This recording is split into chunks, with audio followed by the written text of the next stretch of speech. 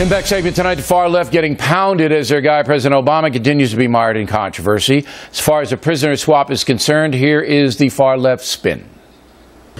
What we do know is that Bergdahl, a former POW who's under treatment now at a military hospital, is being swift-boated by the reflexive anti-Obama machine. He does deserve better than this.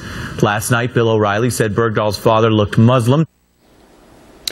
Now, the reason I said that Robert Bergdahl looked like a Muslim is that he looks like a Muslim.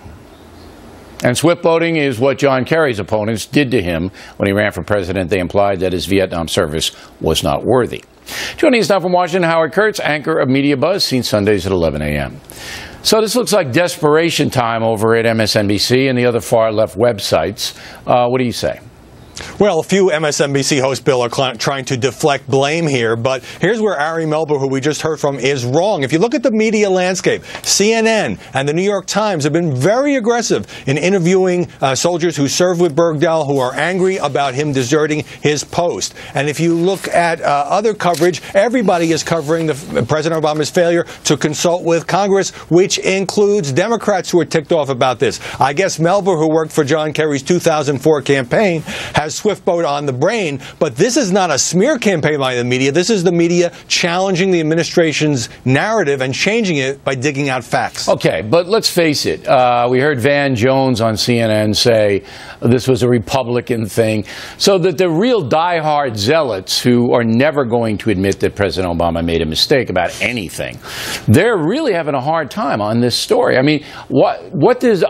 I said that Robert Bergdahl looked like a Muslim when he appeared at the White House with President Obama.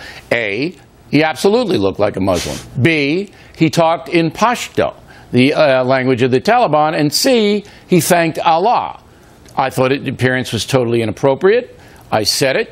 I'll stand by it. Why am I being injected into that?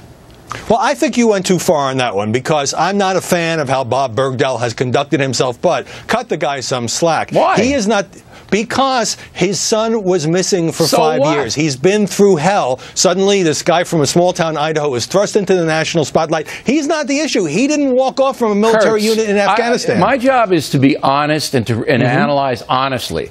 The man shows up at the White House looking like a Muslim.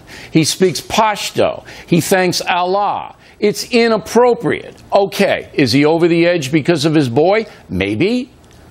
And I feel bad for him if that's the case. But what he did and how he presented himself was inappropriate. And I said it. I didn't say it with any rancor.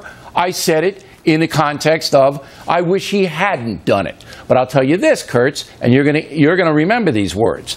This father and this son, they were sympathetic to the Taliban. And that's going to be borne out. I am not disputing that. That's going to be borne out. But I think the focus, Bill, should remain on Bowe Bergdahl and whether or not he actually may have caused the deaths of other soldiers who went looking for him. And by the way, about this, it's all the right's fault. It's a left-right slugfest. It's not.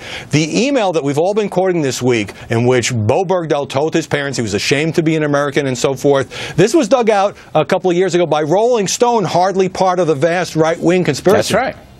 Well, look, as I said, the story is going to get even more complicated for the Bergdahl family, unfortunately.